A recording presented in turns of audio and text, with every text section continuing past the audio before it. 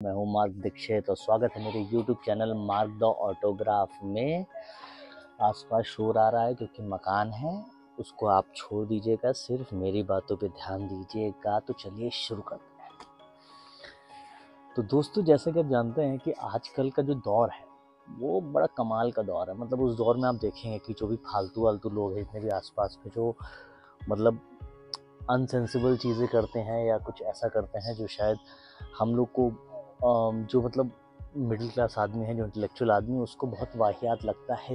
लेकिन वही वर्ग आज सबसे ज़्यादा पैसा कमा रहा है और वही वर्ग सबसे ज़्यादा फेमस भी है। उसके देखा देखी मजबूरी में जो लोग इसको ख़राब या गलत मानते थे या इसको बेकार चीज़ मानते थे या फालतूपंथी फोकटपंथी मानते थे, वही आज जानबूझ के वो लोग कर रहे हैं क्योंकि उनको भी वही चीज़ चाहिए। Yes, I am talking about this era, जिसको कहते हैं कलयुग। क्या ये वाकई कलयुग है?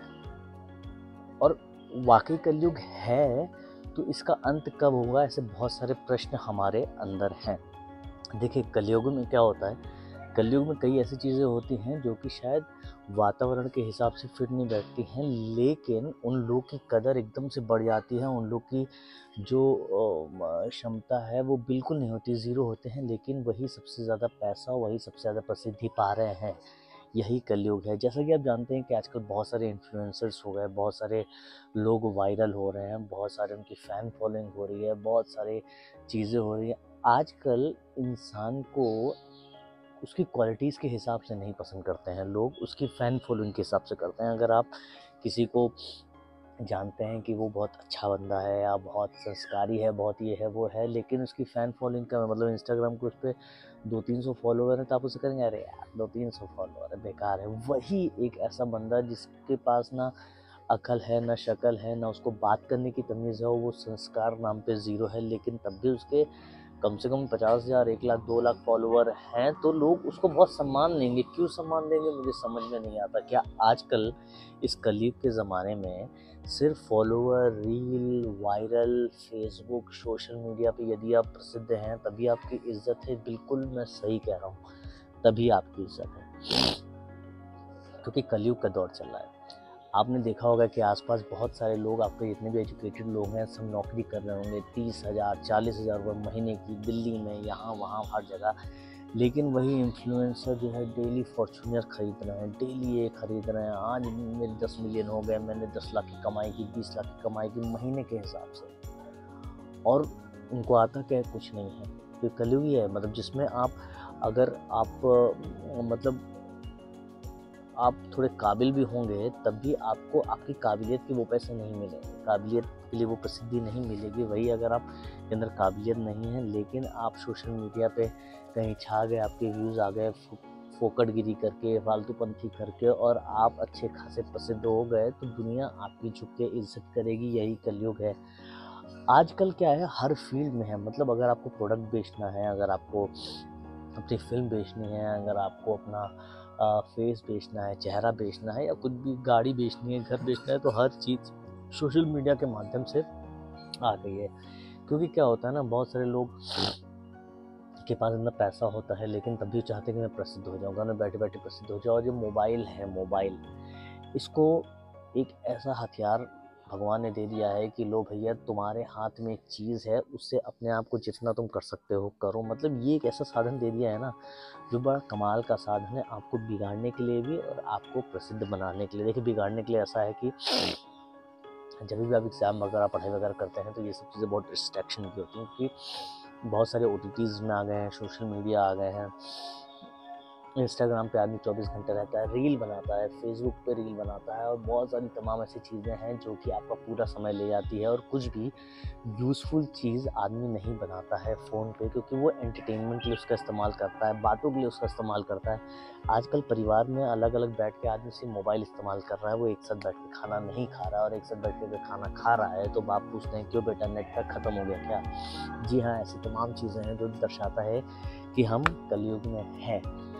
अच्छा, इसका सही उपयोग और गलत उपयोग कौन निर्धारित करता है? ये हम निर्धारित करते हैं कि हमारी आवश्यकता के हिसाब से हम इसका उपयोग कर पा रहे हैं कि नहीं कर पा रहे हैं, या हमें जो चीज़ करनी है उसके लिए हम इसका उपयोग किस तरह कर पा रहे हैं। बहुत सारे लोग के पास बहुत सारे संसाधन होने के बाद भी वो टेक्निक नहीं मालूम जिससे उनको काम कर सकते हैं, जिससे वो एडिट कर सकते हैं, जिससे वो तमाम चीज़ों को फोकस कर सकते हैं, किस टाइप का कौन सा कंटेंट बना के उसको वायरल करना है। ये भी एक स्ट्रेटेजी का बहुत बड़ा प्लान हो गया है, क्योंकि कलयुग है। कलयुग में आपको आपकी क्वालिटीज़ को साइड में रखकर इस फ़ोन की क्वालिटीज़ और सोशल मीडिया की क्वालिटीज़ पे ध्यान देना पड़ेगा, तभी आप जाके बहुत वायरल हो पाएंगे, बहुत हिट हो पाएंगे। जैसा कि अभी लेटेस्ट एग्जांपल मैं आपको देता हूँ महाकुंभ का। देखिए, महाकुंभ हालांकि श्रद्धा का विषय है, 40 से 50 करोड़ लोग आने वाले हैं और अब तक 10 से 11 करोड़ लोग नहा चुके हैं, और एक से एक बड़े बड़े शंकराचार्य, पीठाधीश्वर, महामंडलेश्वर सब लोग आए हैं। लेकिन वायरल कौन हुआ है? IIT बाबा। IIT बाबा एक बंदा है जो IIT की जॉब करके वो बाबागिरी में आ गया, एक आश्रम में आ गया और गांजा पी के मस्त वो चिल आउट करता है, और लोगों ने उसको ऐसा, IIT वाले बाबा क्या होते हैं? मतलब IIT वाले बाबा कैसे हो सकते हैं? अगर आप किसी अखाड़े में बैठ गए और लंबे बाल हो गए आपको, तो IIT वाले बाबा? अरे बाबा वो होता है जिसको अपने धर्म, अपने सनातन धर्म और बाकी देश दुनिया के शास्त्रों की, गीता की, इन सब चीज़ों की जानकारी होती है, तब जाके वो बाबा बनता है। बाबा सिर्फ ये बताने से नहीं बनता है कि हाँ ब्रह्मांड में ही हूँ, ये हूँ, वो हूँ। तो जो महाकुंभ का जो मुद्दा है, आस्था का मुद्दा छोड़कर ये लोग IIT वाले बाबा के पीछे पड़े हैं। एक हर्ष छालिया करके एक इंस्टाग्राम इन्फ्लुएंसर थी, साधु बन के उसके पीछे पड़े। मतलब क्या हो गया है? कलयुग का अंत कब संभव है? कलयुग का अंत तभी संभव है जब हम उसका अंत करना चाहें। कलयुग के एक दो एग्जाम्पल मैं और बताता हूँ कि जैसे पुराने ज़माने में गरीब आदमी जो है फटी पुरानी जीन्स पहनता था, फटे पुराने कपड़े पहनता था, तो लोग कहते हैं बेचारा बहुत गरीब है, इसको थोड़ा राशन दे दो, थोड़ा अन्न दे दो, ये दे दो, वो दे दो। लेकिन आजकल के ज़माने में आदमी बीइंग इंडियन और पता नहीं तमाम चीज़ें फटी फटी जीन्स से खरीदे भाई, 8-8 हज़ार रुपये की शर्टें खरीद रहा है, शॉर्ट पैंट शर्टें।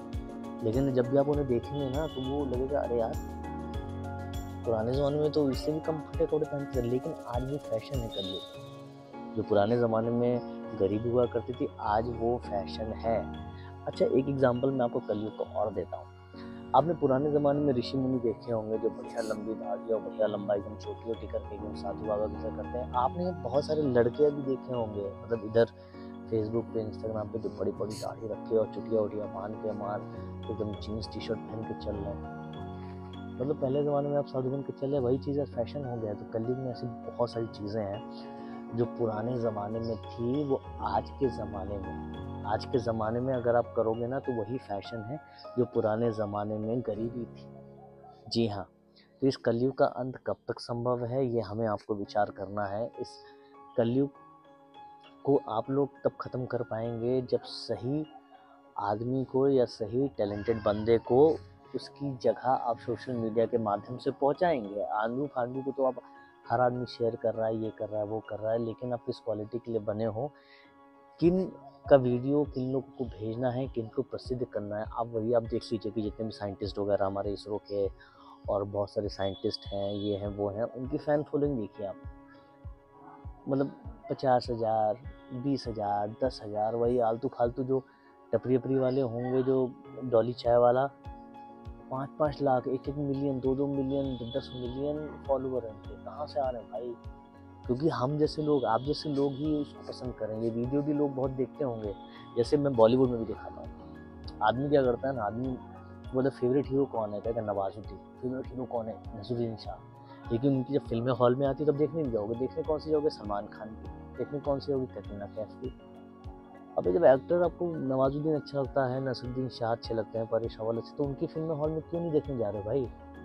यही कलयुग है कि हम जिसकी खड़े होकर ताली बजा देंगे ना, बस वो पसंद है। लेकिन हम देखने सलमान खान के, अरे टिकट के पैसे आप सलमान खान की फिल्म के देंगे तो नवाजुद्दीन बेचारे या कोई भी और अच्छा एक्टर होगा जो डिजर्विंग है, उसको बड़ी फिल्म कैसे मिलेगी? उसकी फिल्म तो वैसे ही नहीं कमा रही, आप दे ही नहीं रहे हो पैसा। तो ये तमाम चीज़ें घूम फिर के हमको आपको ये बात याद दिलाती है कि कलयुग बहुत ही मायावी है। मतलब इस मायावी कलयुग से निकलने के लिए या तो आपको योग का सहारा लेना पड़ेगा, मेडिटेशन का सहारा लेना पड़ेगा, या आपकी तमाम ऐसी चीज़ें करनी पड़ेगी जो आपको आपके सनातन धर्म या आपकी मूल वृत्तियों से कनेक्ट कर पाए। यस, इसलिए मैं बोलता हूँ कि जब भी ये कलयुग वाली चीज़ें समाप्त होंगी ना, तो आदमी को अपनी वैल्यू पता चलेगी, आदमी को सामने वाले की वैल्यू पता चलेगी, आदमी जो मज़दूर मेहनत कर रहा है उसकी वैल्यू पता चलेगी, आदमी जो जॉब कर रहा है उसकी वैल्यू पता चलेगी, और आदमी जो कंटेंट बना रहा है उसकी वैल्यू पता चलेगी। लेकिन अगर वो जस्टिफाइड कंटेंट या एंटरटेनमेंट के लिए बना रहा है तो आपके ऊपर है। आपको हम कितना भी मना करेंगे, कितना भी मना करेंगे, जिसको शेयर करना वो करेगा, जिसको नहीं शेयर करना वो नहीं करेगा। ये एक पैशन है।